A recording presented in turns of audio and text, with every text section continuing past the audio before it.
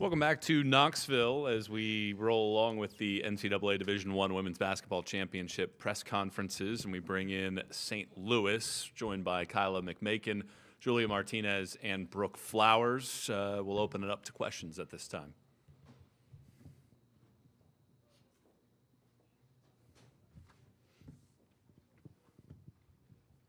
Coral Hall with the Knoxville News Sentinel. Julia, you guys are athletes coming off of a great tournament run. What do you feel like was working so well for you guys that you can carry into this tournament? Yeah, I mean, I think we definitely run a run, and we won the games that matter the most. And I think just our entire team's confidence just went up, and everyone was having fun. There was a lot of joy and excitement during practices and during games. And everyone just leveled up, took a big step up, and we won our conference championship, and now here we are as a team. We're so excited. We can go down the line. What does it mean to you all to be in the NCAA tournament? Whoever wants to start. Okay. It means a lot for me, very special moment, this being my 5th year, last year of college. So just to have gone through this entire season with this team and to be here with this group of people that I care so much about, we've been through a lot together. So it's very special, very humbling, and a very gratifying experience. Yeah, I mean, for me, it's just such a dream come true. I feel like when I was a little girl, I would watch the older student athletes who would play in the tournament, and I was like, wow, that's just so exciting. On the big stage, everyone's watching. So the fact that I'm able to do it here with this team and this group of people that everyone really cares about is just so special. I guess I kind of have a different experience than both Brooke and you, just because last year I was able to go to the tournament. I just am grateful to have the opportunity again. I know sometimes that could be a once-in-a-lifetime opportunity for players, so it means a lot to be here and to do it, the next year. It's nice to be like, okay, I've been here before. I kind of got that jitters out of being in such a tournament, so it means a lot to be able to come back here. Knoxville in general is one of the best places for women's basketball and what it has represented. The Women's Basketball Hall of Fame is here. Does that add anything extra for you all to be able to play here for the opening round of the tournament? I think that just kind of adds to the experience. Going into it, we weren't sure who we were going to play. And I think, my biggest hope personally was, I hope we go to, a good basketball city. So I think we're in one of the best. Just being here, we got to go to the Women's Basketball Hall of Fame this morning. That was a fun experience. So it definitely, was a little cherry on top being able to be here. UMass played in this gym earlier this season, really gave Tennessee all they could handle. You've beaten them twice this season. What do you take away from maybe the matchup that UMass had here that they were able to play really well? Julia, I'll start with you. Yeah, I mean, I think we definitely watched some of that film, but it's nice to see opponents that are in our conference that we've played before and that we have won play against the exact same team that we're about to play against. So just looking at it in a scout-wise, it's helpful for us to see different schemes of what we're going to do. But I think it's just, UMass played with them and stayed with them until pretty much to the end of the game. So it's like, all right, people just like us, we can do the exact same thing and we can end up coming off with an actual win. This is for any of you guys, but obviously Rukia Jackson, Jordan Horston are one of the hardest combos in the country. What has been the discussion this week of how you guys can stop them or slow them down? I think something that, makes our defense kind of just difficult is it's chaotic. Even to us, sometimes it's chaotic. So just throwing a lot out, and, we have, Julia who runs around everywhere and is, like that gnat you can't get out of your face. So that's just something we try to do.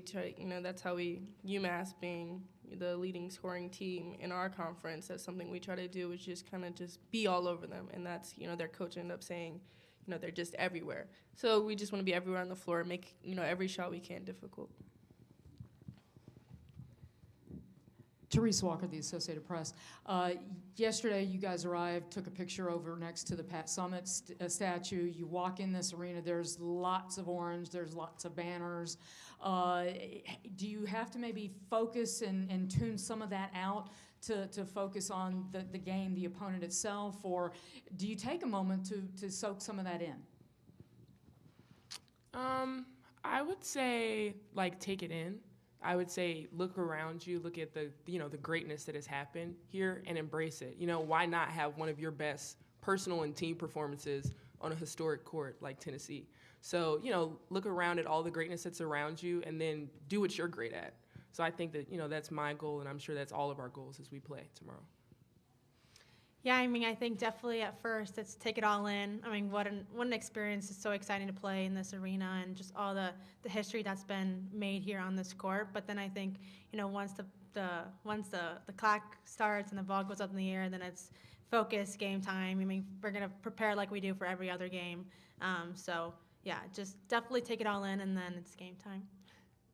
I think we definitely, the history is such a beautiful thing to learn, but don't come in with the mindset that we're just lucky to be here or we're just, satisfied. And so, this is a historical place, so why not come out and make history, with 13 being a 3. So that's something, we're trying to focus on. It's not just being satisfied that we got here, but keep going for it. Any other questions? Tennessee obviously has a lot of size and length, is a good rebounding team. How big do you feel like the battle on the boards will be tomorrow for you guys? Rebound for your life. Really big, yeah. We've been saying since, I don't know, we found out, no, before then, they keep telling us rebound for your life. So we'll just be walking until it will come and be like, rebound for your life. So that's what our motto has been for the last week or so, is just rebound for our lives.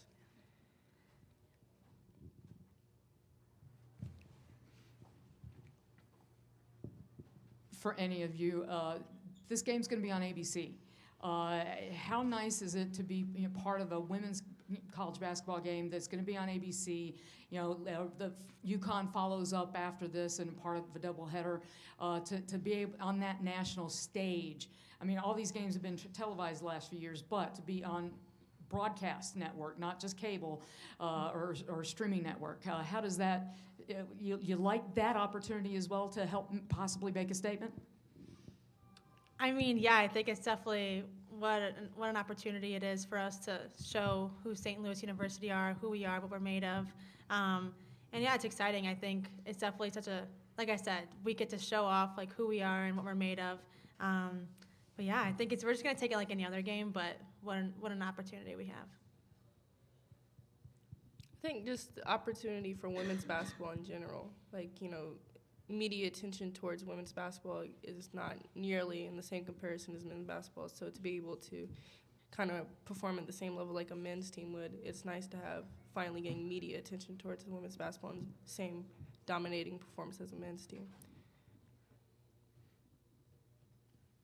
Any other questions? Excellent. Thank you all so much. Thank you.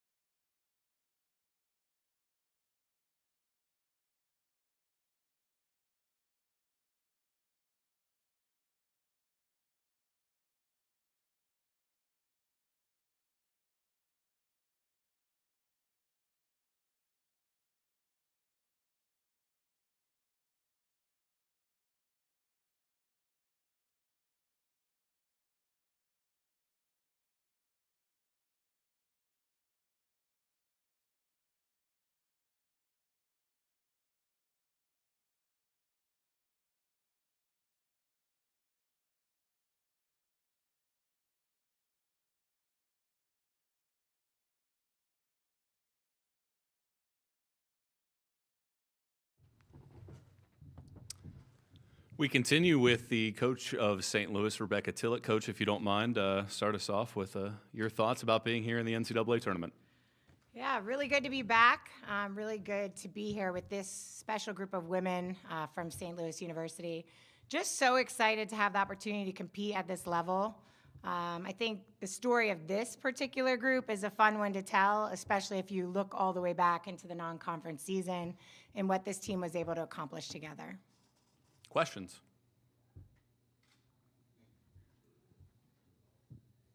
Cora Hall with the Knoxville News Sentinel. Your players in here earlier asked them about rebounding. They said rebound for their lives. You know, as a coach, how do you prepare for a team like Tennessee that has so much length and size on the boards? Yeah, first, love that they said that. Critically important in the execution of the game plan tomorrow. You know, both teams are nationally ranked in offensive rebounding, us and them. So anybody that likes, you know, the offensive game in terms of offensive rebounding will be a fun battle to watch. But I think, yeah, obviously the size differential, especially in some of the defensive things that we want to try to do, will be at disadvantages. So you've got to rebound for your life to come up with that possession for our team. I think one thing about this team is they're going to play hard. They're going to be tough. You've got to really pack that for the NCAA tournament, and especially against Tennessee.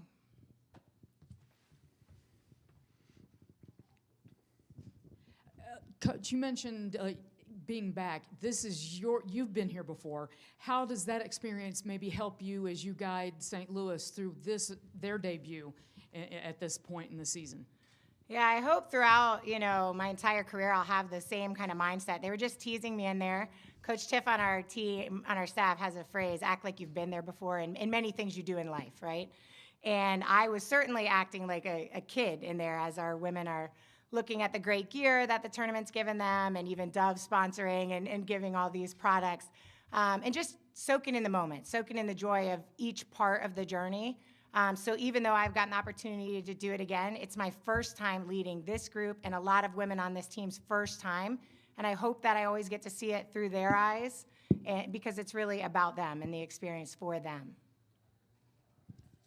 Kyla was here last year, you know, with a different team. But what does it say about her that, you know, 2 years in a row she's been to the tournament with different mid-major teams? And how important could that experience be that your leading scorer has been here before?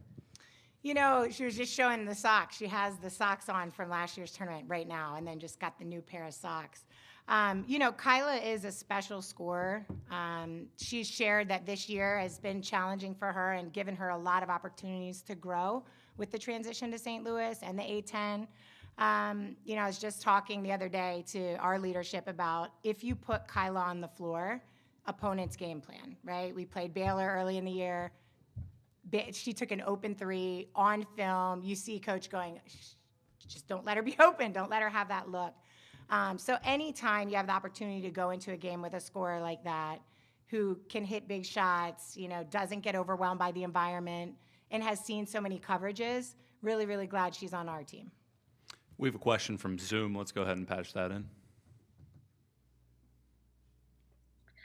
Natalie Heverin with the Next. You know, what went into your preparation this week, and were you able to make it to the Women's Basketball Hall of Fame like you said you were going to? Good to hear from you, Natalie. We went this morning. We actually ran into Toledo there, so really incredible that the Women's Basketball Hall of Fame, through a partnership with the WBCA, funds the ability for our teams to go and experience that. So we were there this morning. I kind of got stuck at one station. I wanted to stay there as long as we were there, but had to keep moving. They have, you know, clips of coaches giving pregame speeches, you know, all these Hall of Fame coaches. That's just, you know, I could spend all day there. Our women had a great time. I think just the education piece, the video they show at the beginning really is a long historical context. And you could hear women behind us in the movie theater aspect of the Basketball Hall of Fame saying, oh, I didn't know that. I didn't know she did that. I didn't know she did that. And isn't that the responsibility, especially of those of you in the room, right, to tell the story of these women? And you're doing that right now. You're telling the story of St. Louis and the other great teams that are here. I think we all have a responsibility in that, because the way the game's story is told is going to have a direct impact on how quickly we grow.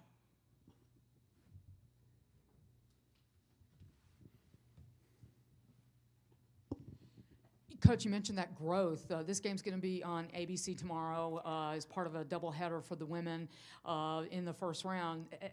How nice is it to see the tournament getting to the point where some of these early games are not just on cable, but on over-the-air broadcasts, and helping get that extra exposure for the game, and the way ratings have been going up these last couple of years? Yeah, great point. I think, to have the opportunity to showcase our game at that level and in the early rounds, because as we've already seen on the men's side in the tournament, there have been upsets. And that's what draws people into tournament coverage in general, right? You can root for the underdog. You can root for your favorite players. You can hear these stories of these women that strive so hard to be good in the classroom, to be good on the court, to be good in their communities. And so each opportunity that we take a step forward with our game draws in new fans and new viewers. For years, I've been fortunate to go to the Final Four, both in my coaching, and then even when I was a high school coach, we went because our convention was there and we would go to learn. Those arenas have been sold out for a long time. That not everybody knows that, right? Not everybody knows that part of the story, that there is a huge following of women's basketball. Well, the more we tell the story, it's only going to continue to grow. I like to use the comparison. What if we did a side-by-side of where the men's, basketball was at this point in their career and where we are in this point in our career? And you'd probably see pretty similar trajectories of how the growth of the game goes. I think we need to spend a little bit more time thinking about that and continuing to cover and give the opportunities for the stories to be told. I think Natalie has another question. Yeah. What do you think the keys to the game are for you tomorrow, and how did you work to prepare for those in practice this week? Yeah, without giving away too much, definitely the rebounding for our lives is critical. We have to compete in the rebounding game to compete in the game with Tennessee. We do think we can score the ball. We'll have to stay really fearless in that pursuit due to their size. And we want to, they want to score a lot of points. We like to score a lot of points. I think for fans, it could be a really fun game to watch in that aspect. Any other questions? Okay. Thank you so much, Coach. Thank you.